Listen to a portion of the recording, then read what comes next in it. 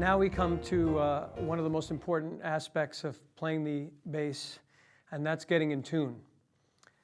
It's a challenging instrument. We don't have any fret markers, and we have to learn how to hear the difference between when we're out of tune and in tune. And there are two words that we use to describe that. We're either under the pitch, which we call flat, or over the pitch, which we call sharp. Now, when we tune our instrument, there are several different ways to tune the bass. You can tune using a piano, or you can use a tuner, an electronic machine that helps to tell you when you're flat and sharp. You can tune the open strings, and you can also use harmonics to tune the bass. We're going to start first with the open strings on the bass using a piano to help us to learn the difference between when we're in tune and we're not in tune. So we're going to start by listening to the note G from the piano, and we're going to play it. Now we're going to play it on the bass.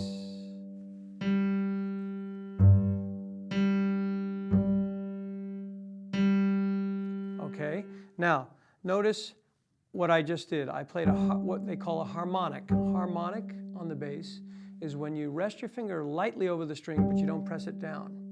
There are certain places on the instrument where you can get harmonics, and we're going to deal more in depth with that later. So for now, this harmonic, which is where the neck meets the body of the bass, is the most reliable harmonic we have on the bass for tuning. I recommend you use an open string or the harmonic to tune by, especially when you're beginning playing the instrument. It's very important because that's the most reliable harmonic and that's the easiest thing to hear. So now what I'm going to do is we're going to tune that G again, but I'm going to pretend that the bass, I just got the bass out of the bag, and I'm going to take the G string down. We're going to make it flat. So it's under pitch. Now you're going to hear that when he strikes the piano now. You hear the beats, something's not right. Now we're going to correct it.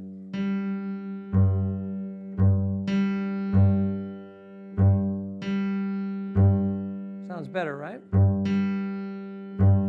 Okay, now hit it again, please. Okay. Now let's try it with the D string.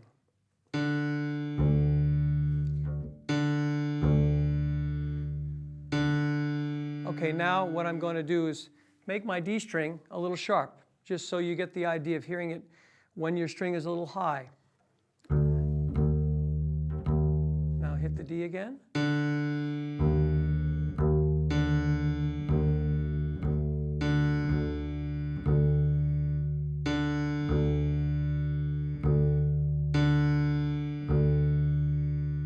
Okay, so now we're there. You notice how when we're a little sharp or flat, you can hear beats, a little vibration between the things because they're not equal. Now we're going to do the A string.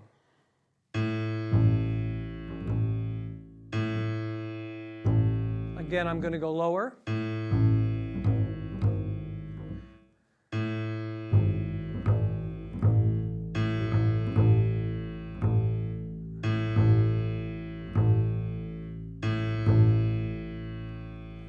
Good. I'm checking myself too. One technique you can use is check yourself with the electronic tuner after you've done it by ear.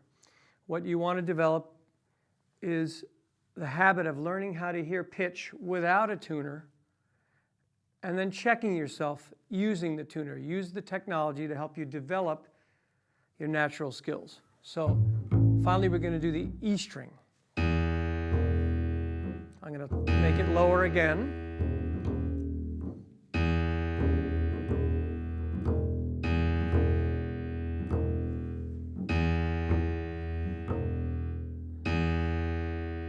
Okay, there I use the harmonic as well. I'd like to hear that E one more time.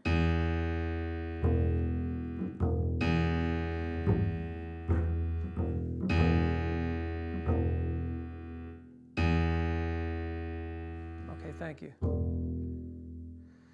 Okay.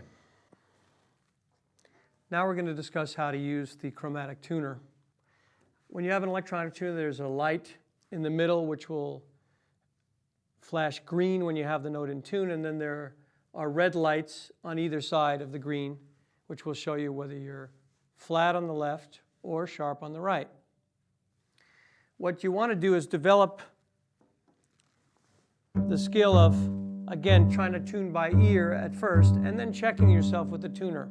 Although I have to say, certain times in noisy environments, it really helps to have an electronic tuner because it's not possible to hear yourself clearly.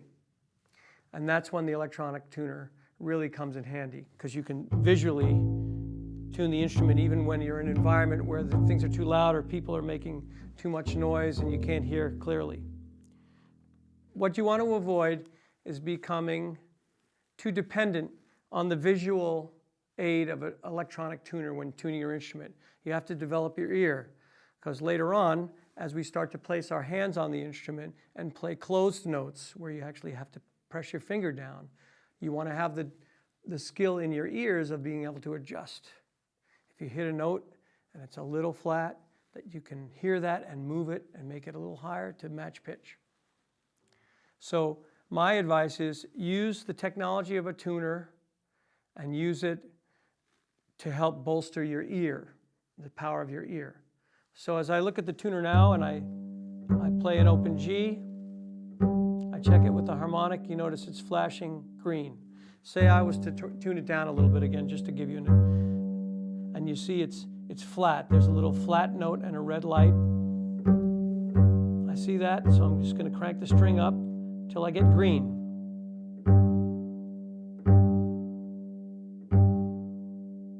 Go. Later on, we'll be using the tuner on occasion to test our measurement as we move up and down the neck in our positions on the bass to see if we actually are playing the positions in a balanced and in tune manner.